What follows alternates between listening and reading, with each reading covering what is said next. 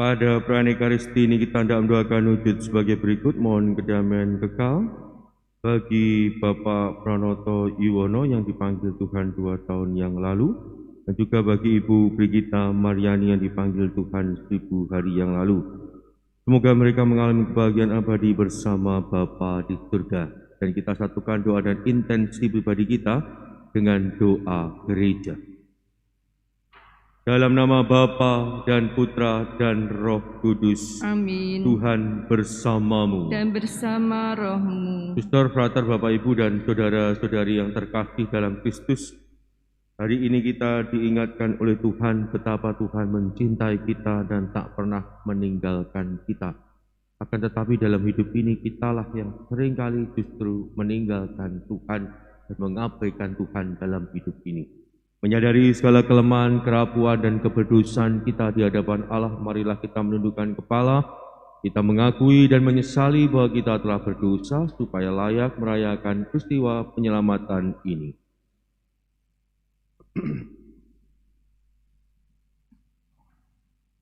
Tuhan Yesus Kristus, Engkau diutus untuk menyembuhkan orang yang remuk redam hatinya. Tuhan, kasihanilah kami. Tuhan, kasihanilah kami. Engkau datang untuk memanggil orang yang berdosa. Kristus, kasihanilah kami. Kristus, kasihanilah kami. Engkau duduk di sebelah kanan Bapa sebagai pengantara kami. Tuhan, kasihanilah kami. Tuhan, kasihanilah kami. Semoga Yang Maha Kuasa mengasihani kita, mengampuni dosa kita, dan menghantar kita ke hidup yang kekal. Amin. Marilah berdoa. Allah Bapa Maha Kuasa, kami ditindas oleh beban dosa karena diperbudak manusia lama. Kami mohon bebaskanlah kami demi kelahiran manusia baru yang amat kami rindukan, yaitu Yesus Kristus Putramu, Tuhan kami, yang hidup dan berkuasa bersama Dikau dalam persatuan Roh Kudus Allah sepanjang segala masa. Amin. Kita duduk untuk mendengarkan sabda Tuhan.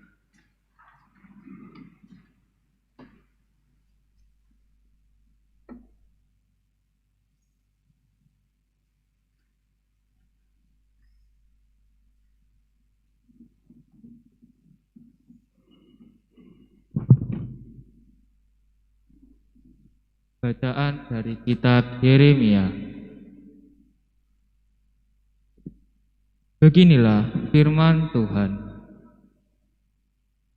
Sesungguhnya waktunya akan datang bahwa aku akan menumbuhkan tunas adil bagi Daud.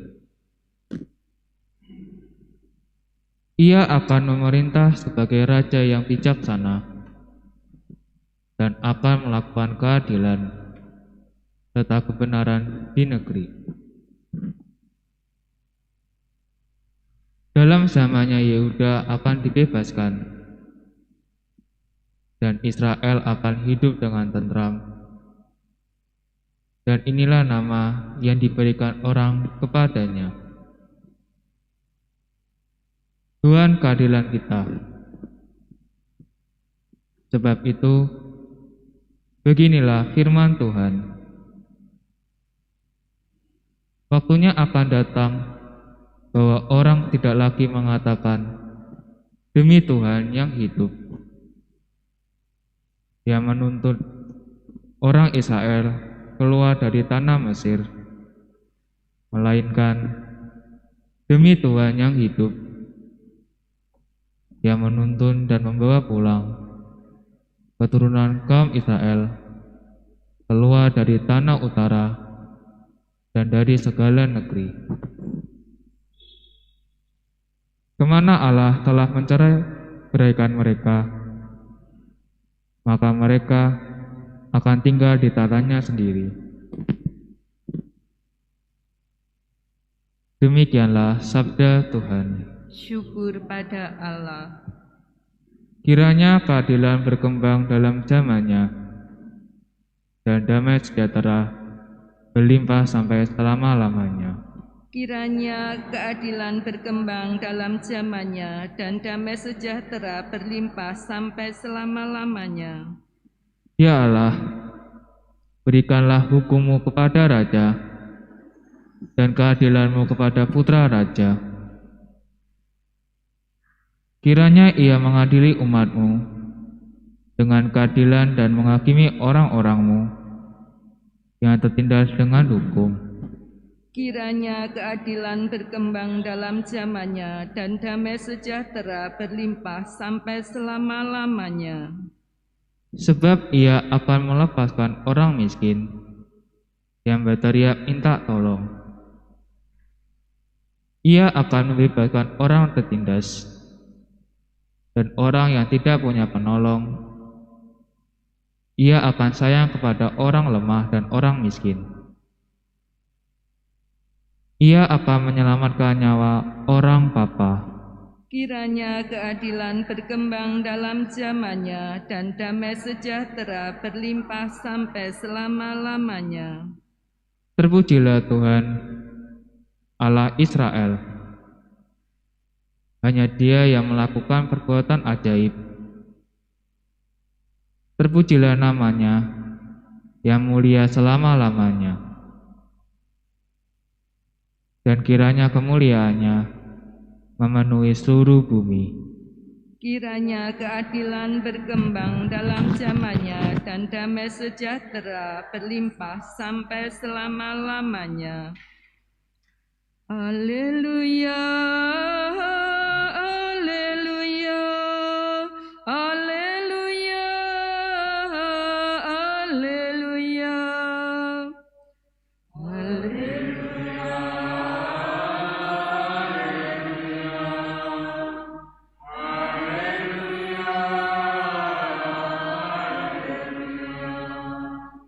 Oh Tuhan, pemimpin umat yang memberikan hukum kepada Musa di Sinai, datanglah dan bebaskanlah kami dengan lengan perkasa.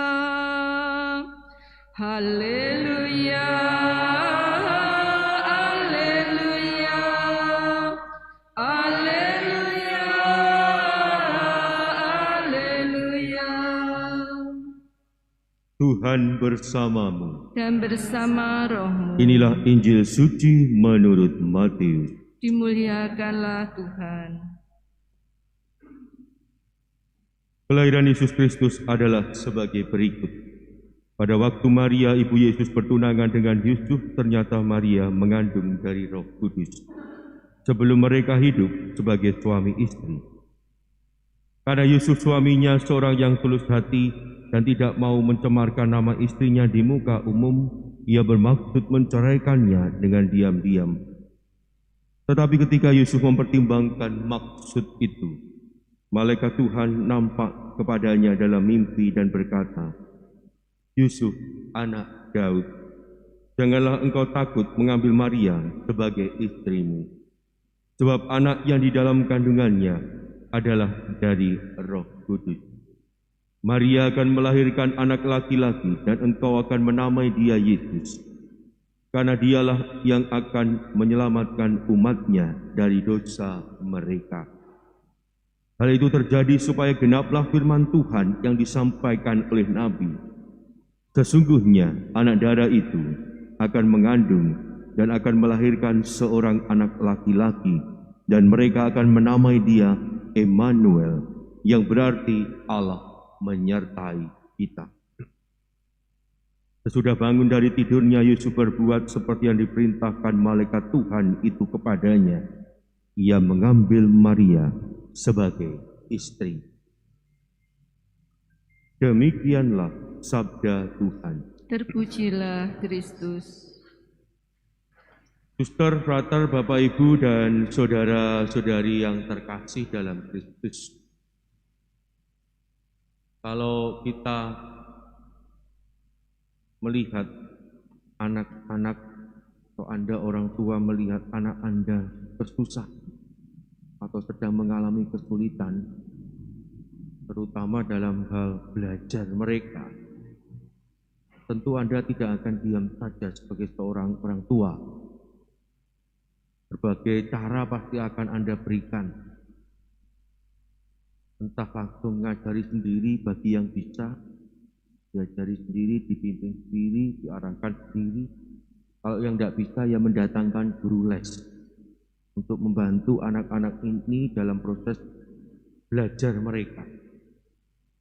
Tapi menjadi pertanyaan bagi Anda dalam pengalaman Anda sehari-hari, atau kita dulu ketika orang tua kita membantu kita, apakah selalu bantuan dari orang tua itu ditanggapi dengan baik oleh si anak? Pada kenyataannya ketika didatangkan guru les, tidak semua anak itu mau. Ketika didampingi belajar oleh orang tuanya, tidak semua anak itu nyaman. Ada keinginan berontak, ada keinginan untuk menghindar dan sebagainya. Karena tidak sesuai dengan apa yang ia harapkan dan ia inginkan. Meskipun yang dilakukan itu adalah sesuatu yang baik, membimbing, mengarahkan agar kesulitan yang ia alami itu dapat diselesaikan dengan baik. Tapi kenyataannya tidak seperti yang diharapkan oleh orang tua. Dan itulah yang terjadi dalam hidup kita. Allah itu selalu membimbing dan mengarahkan hidup kita. Allah itu tak pernah meninggalkan kita.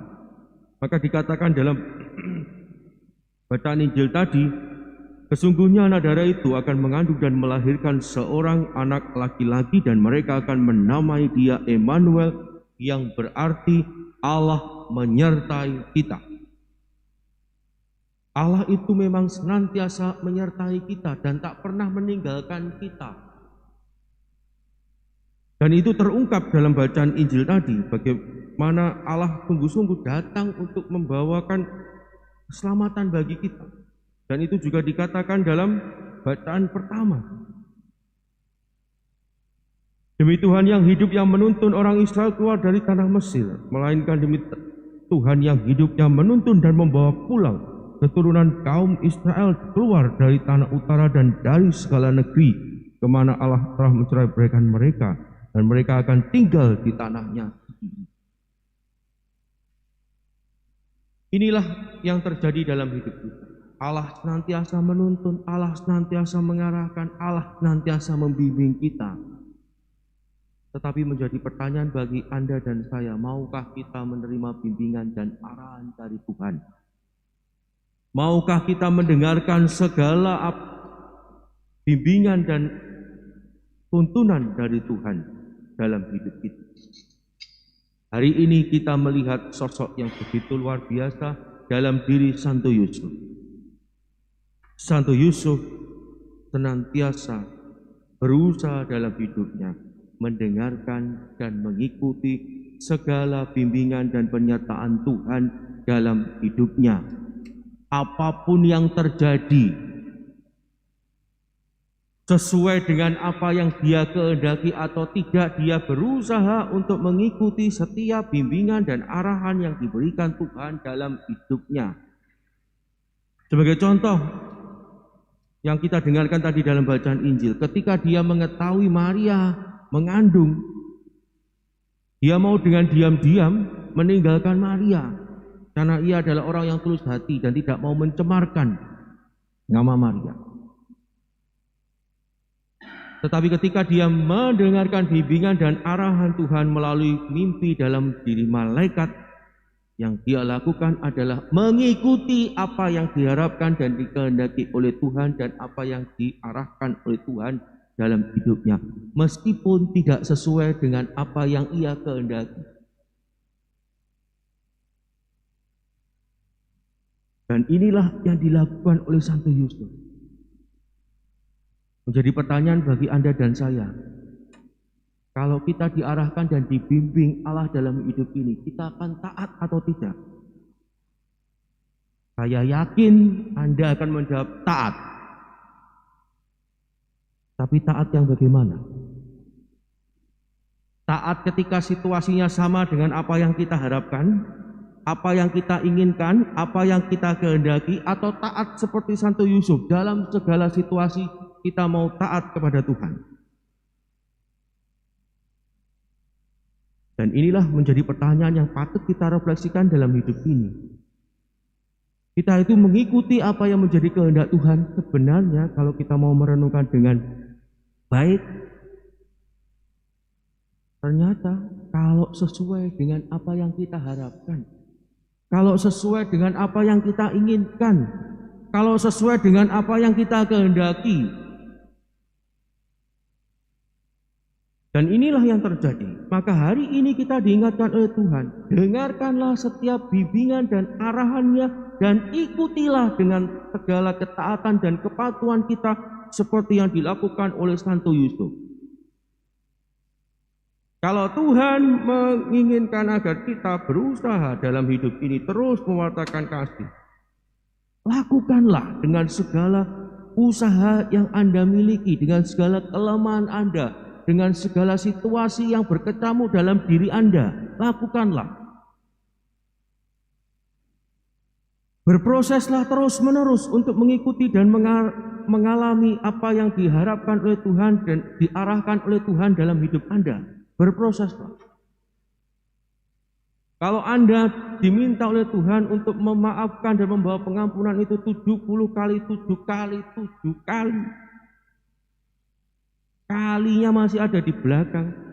Artinya pengampunan tak terbatas dalam segala kelemahan kita, dengan segala kecapean kita, capek, lelah, ngampuni terus, gak kapok-kapok. Lakukanlah dan berusahalah terus. Karena itulah yang dikehendaki oleh Tuhan. Kita diminta belajar hari ini oleh Tuhan dalam diri Santo Yusuf, taat pada kehendaknya, bukan pada saat sesuai dengan apa yang kita pikirkan, apa yang kita kehendaki, apa yang kita inginkan, tetapi dalam segala situasi hidup apapun kita belajar taat kepada Tuhan seperti yang dilakukan oleh Santo Yusuf. Santo Yusuf dapat melakukan itu karena dalam hidupnya selalu menyatukan hidupnya dengan Allah sendiri. Maka kita sebagai murid Kristus diundang oleh Tuhan untuk menyatukan hidup kita dengan Tuhan, terutama dalam perayaan Ekaristi yang kita rayakan setiap hari. Kita bersatu dengan Tuhan bukan hanya dengan tubuh fisik kita ini saja, tetapi dengan segenap diri kita, hati kita, budi kita, pikiran kita, kehendak kita, hendak kita satukan dengan Allah dalam perayaan Ekaristi, yang mana Allah akan mencurahkan rahmat-Nya kepada kita. Tapi seringkali kita juga datang ke perayaan Ekaristi ala kadarnya tanpa sebuah persiapan. Kita hanya datang, tubuh fisik kita, pikiran kita melayang-layang ke sana kemari karena kita tak pernah mempersiapkan segala sesuatunya dengan baik. Maka mari kita membuka hati kita agar kita senantiasa bersatu dengan Tuhan, terutama dalam perayaan Ekaristi, dan semakin mencintai perayaan Ekaristi dalam hidup kita. Dan pada akhirnya kita dimampukan seperti halnya Santo Yusuf dalam segala situasi hidup kita, senantiasa mendengarkan arahan, bimbingan, tuntunan dari Tuhan sendiri. Berkat Allah melimpah dalam kehidupan kita. Amin.